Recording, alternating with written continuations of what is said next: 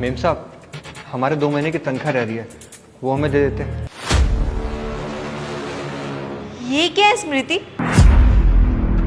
तुमने 2 महीने से अपने यहाँ काम करने वाले को तनख्वाह तक नहीं दी है? अरे नहीं नहीं, ये तो पागल है, कुछ भी बोलता है। मुझे लगता है तुम्हारी कैब आ गई।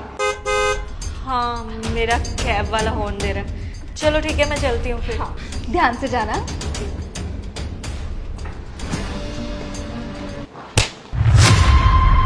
तुम्हें शर्म नाम की चीज है या नहीं है? हमारे मेहमानों के सामने अपनी पगार मांग रहा है, हमारी बेइज्जती करवा के रख दी। हाँ, तो हमने इसमें गलत क्या किया? हम अपना हक का पैसा मांग रहे हैं आपसे, इसमें कोई गलती थोड़ी की हमने। जरूर उसके सामने तुमने बोला था कि 2 महीने की सैलरी नहीं दी हुई तुम्हें।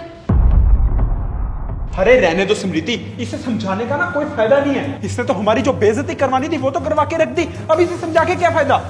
सही बात है। तुम्हें पता है पूजा ने ना अब सारे मोहल्ले में जाके ये बात फैला देनी है कि हमने इसको 2 महीने की सैलरी नहीं दी हुई। तुम्हें पता है ना वो कैसी सी है। अरे यार, मैंने तो तुम्हें समझाया था कि इस गवार को नौकरी पे रखने की ना जरूरत नहीं है, पर तुमने मेरी सुनी कहाँ? अब तुमने मेरी नहीं सुनी तो भुगतो बैठ के। सही कह रहे हो तुम। 2 पैसे बचाने के लालच के चक्कर में ना मैंने ऐसे अनपढ़ गवार को हायर कर लिया, जिसे यही नहीं पता चलता किसके सामने क्या बोलना, किसके सामने क्यों और कैसे चुप रहना है। अरे स्मृति, ऐसे अनपढ़ आदमी से और तुम एक्सपेक्ट भी क्या कर सकती हो? पढ़ा लिखा तो है नहीं है और घर में बैठ के कोई काम धंधा तो करता नहीं है, बस मुफ्त की रोटियां तोड़ता रहता है। और अगर कोई काम करने को बोल दो तो साहब आज मेरी पीठ दुख रही है, साहब आज मुझसे काम नहीं होगा। और जब सैलरी लेने की बारी आती है तो हर महीने की पहली तारीख को आ जाते हैं कि मालिक सैलरी दे दीजिए, मालकिन आज पगार दे दीजिए। मालिक, आपने जो जो काम हमसे कहा हमने वो सारा काम किया, तो फिर जब पगार लेने की बात आई तो फिर आप लोग ऐसे बोल रहे हैं? हाँ, इतनी ही बुद्धि है तुम में कि जितना बोला जाए ना सिर्फ उतना ही काम करना। अपना दिमाग मत लगाना कि घर में कौन सा काम पड़ा हुआ करने वाला। मेहनत इनको करनी नहीं है और पैसे चाहिए पूरे टाइम पे। अरे खुद की तो कोई इज्जत है नहीं है और चला दूसरों की इज्जत नीलाम करने, वो भी मेहमानों के सामने पगार मांग के। अरे बिल्कुल सही तो किया है हमने। आप लोग कौन सा हमारा पगार देते हैं? और अगर उन्होंने कुछ सोच भी लिया तो क्या गलत सोचा उन्होंने? अबे ओ, अपनी जुबान पे ना कंट्रोल रख, समझा?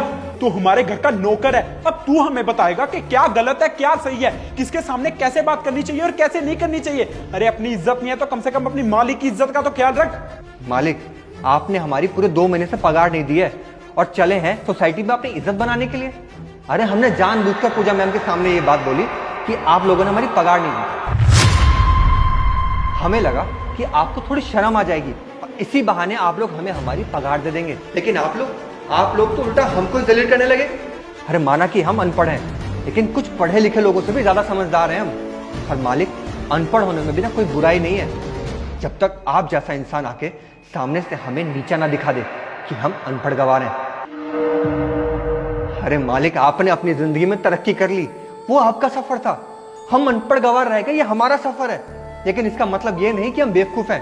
अरे हम दिन भर में 10 घर में जाके काम करते हैं और इतना कमा लेते हैं कि पढ़ा लिखा इंसान भी ना उतना कमा ना पाए, और आप हमको बेवकूफ कह रहे हैं। और रही बात इज्जत की, तो भले कोई हमारी इज्जत करे या ना करे, लेकिन हमको अपनी इज्जत करना अच्छे से आता है।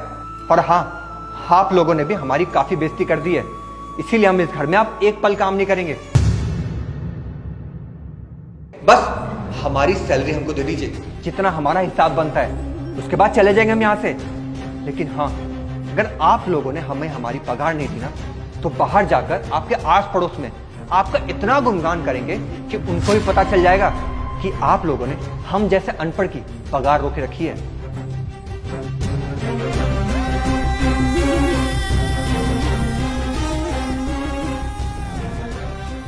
दोस्तों, आज के जमाने में भी कुछ लोगों को पढ़ लिख के ये समझ नहीं आया कि हर इंसान एक समान होता है और उनकी करी हुई मेहनत भी एक समान होती है, चाहे वो अपने घर का नौकर क्यों ना हो और चाहे वो बड़ी बिल्डिंग में काम करने वाला एक एम्प्लॉय। अगर आपको ये वीडियो पसंद आया हो तो इसे अपने दोस्तों के साथ और रिलेटिव्स के साथ शेयर करना ना भूलें और इसे लाइक और कमेंट करना भी ना भूलें। शुक्रिया।